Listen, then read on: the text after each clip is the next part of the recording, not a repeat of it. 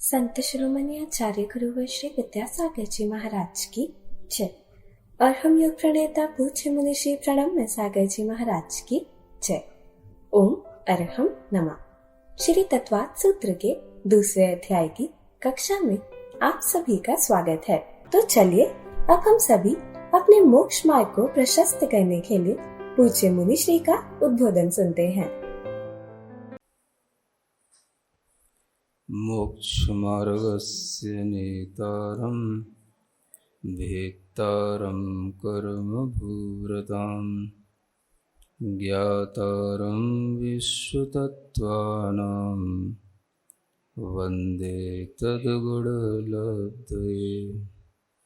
देवादिदेव आदिम तीर्थंकर श्री ऋषभनाथ भगवान की, वर्तमान शासन नायक श्री वर्धमान महावीर भगवान की, परम पूज्य आचार्य गुरुवर श्री विद्यासागर जी महाराज की। आप देखो कभी किसी को पैरालिसिस हो जाता है, क्या होता है? उसका वह जो संकेत देने वाली ग्रंथियां हैं उनसे उस दिमाग का एक संबंध जो है थोड़ा सा डिस्कनेक्ट हो जाता है। हाथ हिलाना चाहेगा, हिलेगा ही नहीं, उसे लगेगा ही नहीं ये मेरा हाथ है, मैं हाथ हिला रहा हूं, हिलता ही नहीं, उठता ही नहीं। वो ऑर्डर दे रहा है ऊपर से, उसमें काम हो ही नहीं रहा, वो काम करता ही नहीं। समझ आ रहा है? ये क्या है? ये क्रिया किससे हो रही है? मन से। समझ आ रहा है? मन है तो मन के ही माध्यम से ये ब्रेन, जिसे हम बुद्धि एक अलग कह सकते हैं, ये मन के सही होने पर ही बुद्धि सही काम करती है। ये मन का ही फंक्शन है आगे का। तो मन के ही माध्यम से ये पूरे शरीर में हलन चलन, किसी भी तरह की जो क्रियाएं हो रही हैं। आपने भोजन कर लिया, भोजन करने के बाद में भोजन भी डाइजेस्ट तब होएगा जब आपके परिणामों में किसी भी तरीके का चिंता, भय, उद्वेग कुछ नहीं होगा। शांत रहोगे तो शांति से भोजन पचेगा। और अगर भोजन करने के बाद में आपने हाय तौबा, दिमाग खराब, ये एक समाचार, वो समाचार, और ये सुनने को मिल गया, ये मूड खराब हो गया, इससे काम, उससे काम, इसका लेना, उसको देना, इसमें पड़ गए हाय तौबा में। समझ आ रहा है? आप नियम से मान के चलो, आपने कितना ही अच्छा भोजन किया होगा, उसका डाइजेशन ठीक होगा ही नहीं। दूसरे दिन आपको आपका पेट में दर्द मिलेगा, आपका पेट खराब मिलेगा। उसी दिन नहीं मिलेगा, दूसरे दिन आप सोचोगे तो समझ में आएगा ये क्यों हुआ। समझ आ रहा है? संगी अगर आप हैं तो संगी का मतलब इतना नहीं है कि हमको मन मिल गया तो मैं संगी हो गया। मैं ये कहना चाह रहा हूं, एक नई व्याख्या में इसलिए बता रहा हूं आपको यहां से, कि संगी का मतलब यह है कि हम विशेष मन के साथ में रहेंगे तो हम संगी हैं, और उस विशेष मन के साथ में हमारे अंदर शिक्षा की क्रिया है ना, हलन चलन की क्रिया, ये सब होती हैं। इसी के साथ साथ उस संगीपने का, विशेष मन का तीसरा कार्य होता है आलाप। आलाप माने कहना, किसी से कुछ कहना, किसी को कुछ समझाना, शब्द बोलना, यह भी मन के साथ ही होता है और मन वाला ही कर पाता है। आप देख लो, अगर आप कितना ही अच्छा ज्ञान रखते हो, लेकिन आपके लिए मन कहीं डिस्टर्ब है या कहीं दूसरी जगह लगा हुआ है, तो आप सामने उस चीज को कह नहीं पाओगे। सुन रहे हो? ये किससे संभव है? जब आपका विशेष मन सही हो।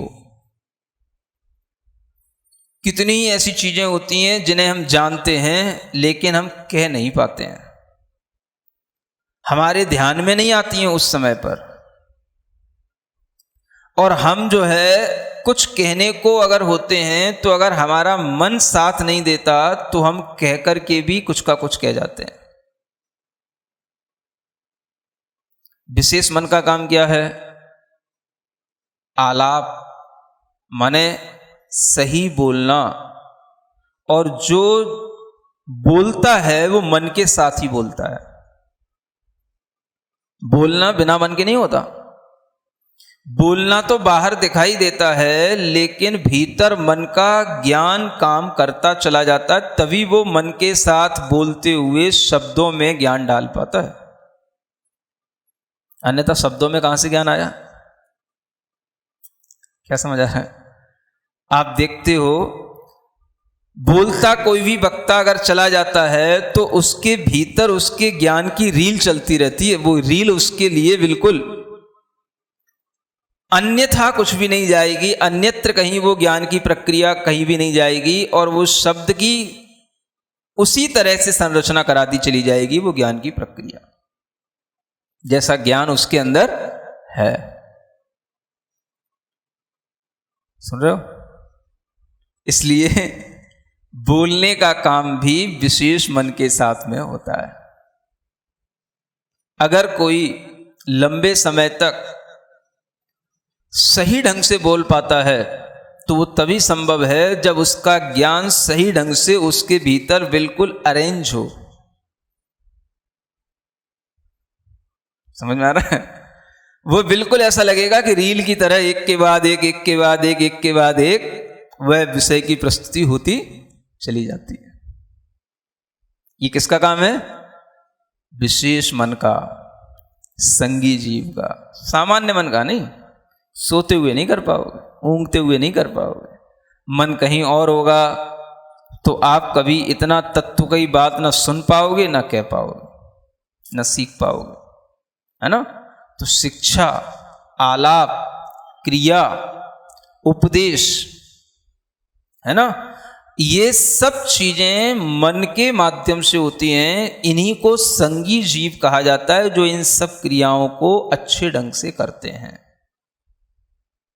उपदेश में जो भी हम तरह तरह का उपदेश दूसरों को देते हैं, दूसरों को ज्ञान देते हैं, दूसरों के लिए जो चीज़ें नहीं आती हैं वो भी हम बताते हैं, ये सब उपदेश में आ जाता है। आत्मा के हित के लिए भी हो सकता है, आत्मा के अहित के लिए भी हो सकता है, वो अलग मैटर है। लेकिन संगी का काम है इस तरह के प्रक्रियाओं में अपने मन को लगाए रखना। सुन रहे हो? अब आप ये देखो, जो 2 इंद्रिय जीव होते हैं, है ना, इनमें मन नहीं है। 3 इंद्रिय जीव, 4 इंद्रिय जीव, इनमें मन नहीं है। लेकिन आप देखो इनके क्रियाकलाप देखो, आप कैसा लगेगा कि आपको ऐसा अनुभूत होगा जैसे इनमें मन के बिना तो ऐसा हो ही नहीं सकता।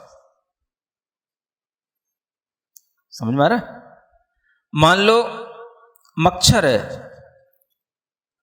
उस मच्छर को आप देखो कि अगर वो कहीं पर बैठ जाता है, एक बार उसको ये ज्ञान में आ जाता है कि यहां आदमी बैठा है, और वो उसके शरीर पर एक बार बैठ गया तो उसको वह बार बार हटाएगा तो भी वो घूम फिर के वहीं आके बैठेगा। आप उसको थोड़ी सी देर तक हटाओ भी, दूर तक हटाओ भी, वो कहीं दूर चला भी जाएगा, थोड़ी देर वहां बैठ जाएगा, लेकिन वो फिर उड़ के फिर वहीं आके बैठेगा वो। सुन रहे हो? ये कैसे होता है? अब आप कहोगे उससे ये मन तो है नहीं, और मन नहीं है तो उसे स्मरण कहां से आ गया कि ये आदमी यहां बैठा है तो ये यहीं पर जाके हमें काटना है? हाँ, जो भी मिले, अब खून फीन की बात मत करो, आदमी की बात करो, है ना? तो जो उसके अंदर ये आ रहा है कि मेरे लिए ये जो स्थान है, यहाँ किताब रखी है, माइक रखा है, यहाँ नहीं बैठेगा वो, है ना? यहाँ बैठ भी गया भूल चूक से तो उठ जाएगा, और फिर जो है जहां उसके मतलब की चीज मिलेगी वहां बैठ जाएगा वो, और फिर बैठ गया तो फिर जो है उससे क्या लगता है कि अगर हटा भी दिया जाए तो मुझे यहीं बैठना है। सुन रहे हो? तो ये क्या है? अब इसमें मन तो नहीं है, चलो ठीक है। अगर मन नहीं है तो उससे बार बार उसकी धारणा में ये चीज कैसे बैठी है कि हमें यहीं बैठना है, इसी पर आके बार बार बैठना है, ये उसकी धारणा है। इसे कौन सा ज्ञान बोलते हैं?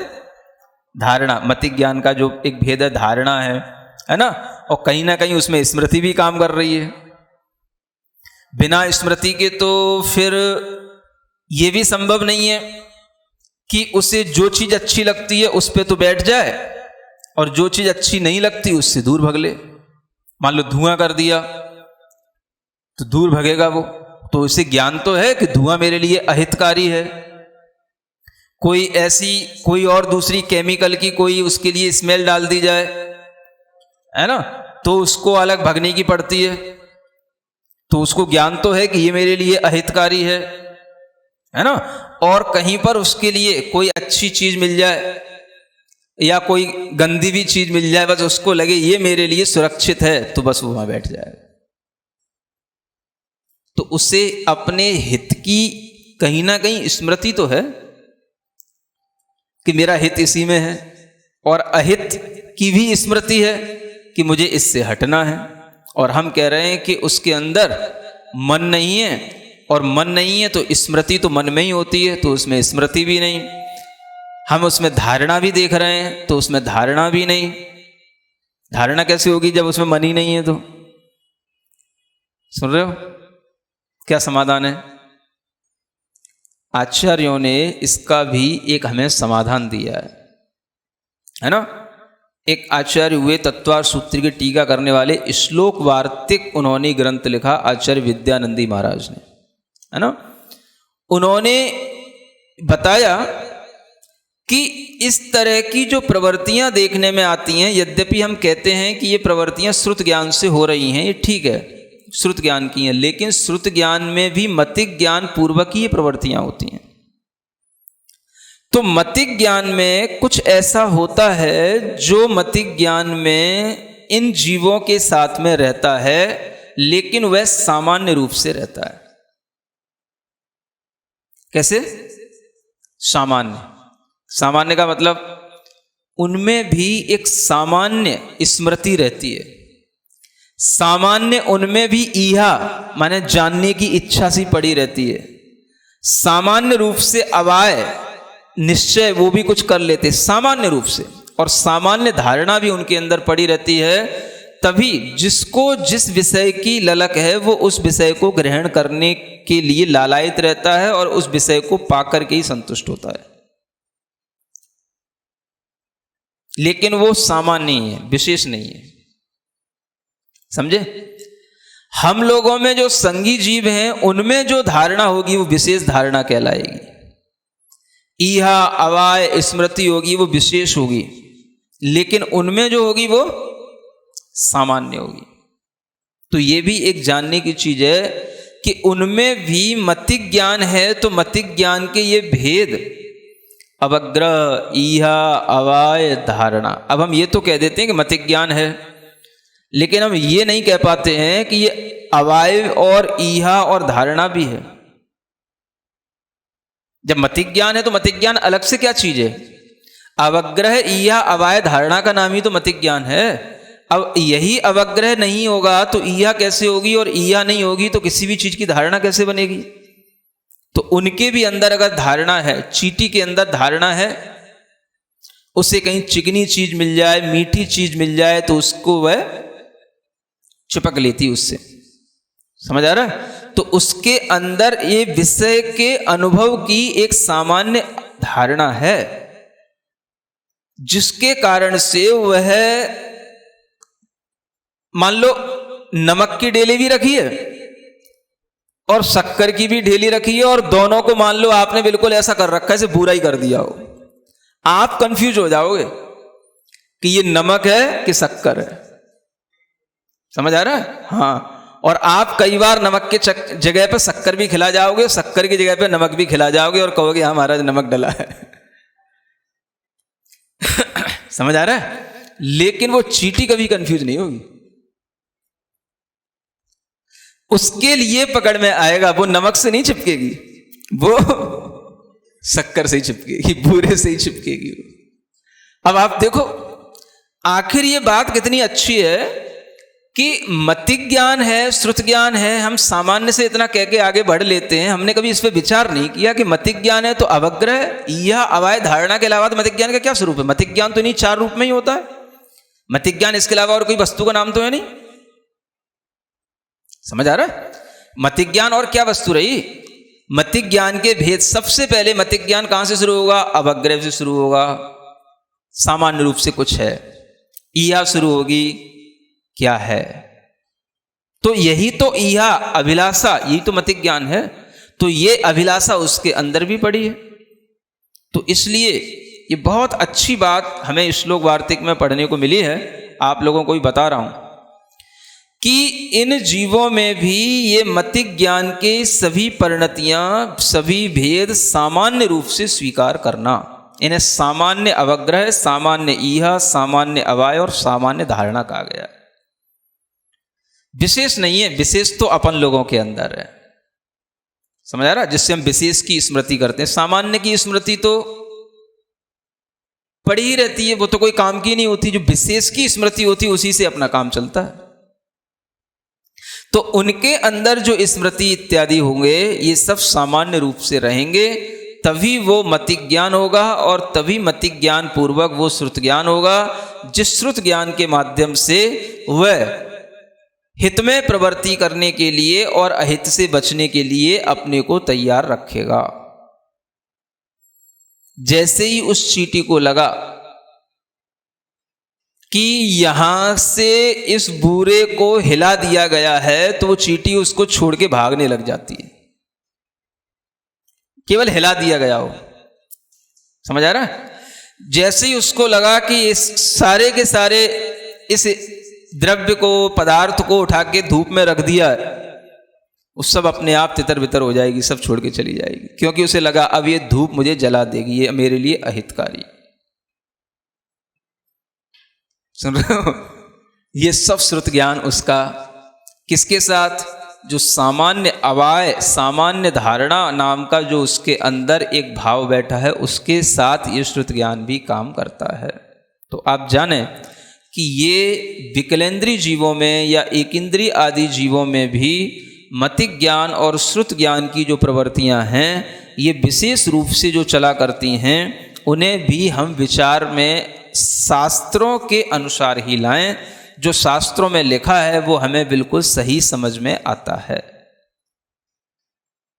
सुन रहे हो? क्या हो गया? संगिन समनस्का। ठीक है ना? अब समनस्क जीवों का सबसे बड़ी संज्ञा क्या होगी? सबसे बड़ा काम क्या होगा? आत्महित का प्रयोजन होना। ये उनका सबसे ज्यादा संगीपन का विशेष काम होगा। संगिन समनस्का, ये सूत्र को आप ध्यान में रखें। ठीक है? इतना ही आज के लिए पर्याप्त है ना? आगे की चीज बाद में बताई जाएगी। ओम अरहम नमः। तो चलिए आज की कक्षा का एक क्विक रिवीजन कर लेते हैं। मन का तीसरा विशेष कार्य आलाप यानी शब्द बोलना, कुछ कहना या समझना।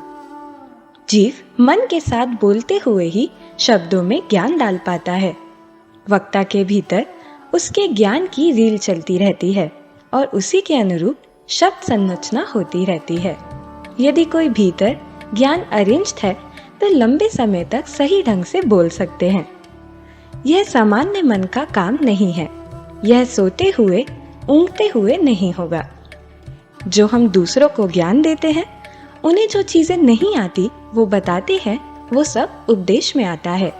अतः शिक्षा, आलाप, क्रिया, उपदेश, ये सब चीजें मन के माध्यम से संगी जीवों में होती हैं।